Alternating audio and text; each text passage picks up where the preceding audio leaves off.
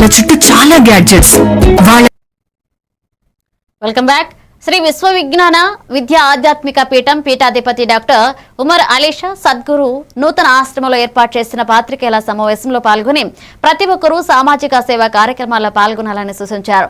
జాతి, కుల, మత, లింగ, ధనిక, పేద భేదాలు మన్నించని సార్థక సిద్ధాంతాలతో పీఠం 554 సంవత్సరాలు నిలిచిందని 104 శాఖలతో సర్వమత సమ్మేళనాన్ని నిర్వహిస్తున్నట్లుగా తెలిపారు. పీఠాధిపతి ఉమర్ అలీషా సద్గురు సభలో ఉన్న వారందరికీ ఆశీస్సులు ఇచ్చారు.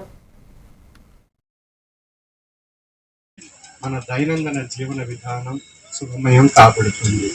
సమాజంలో ఎన్నో రకాలైనటువంటి సంక్షోభాలు ఉన్నాయి. సంసారంలో ఎన్నో రకాలైనటువంటి సంక్షోభాలు ఉత్పత్తి అవుతుంటాయి.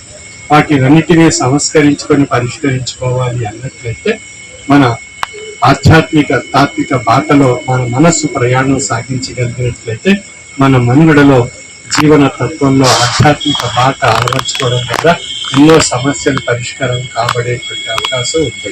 అటువంటి ఆధ్యాత్మిక తాత్విక జ్ఞానాన్ని మానవాళికి ప్రసాదిస్తూ మానవత్వంలో ఈశ్వరత్వం తరింపజేసుకోవడానికి మనందరికీ ఆధ్యాత్మిక తత్వం అనేటువంటి జ్ఞాన స్థితి మనందరూ పొందవలసి ఉంటుంది. మన సామాజిక సంసారిక జీవన శైలిలో ఆధ్యాత్మిక తాత్విక భావాలతో మనుగడ సాగించగలిగినట్లయితే మన దైనందిన జీవన విధానం సుగమయం కాబడుతుంది. ఎమ్మెల్యే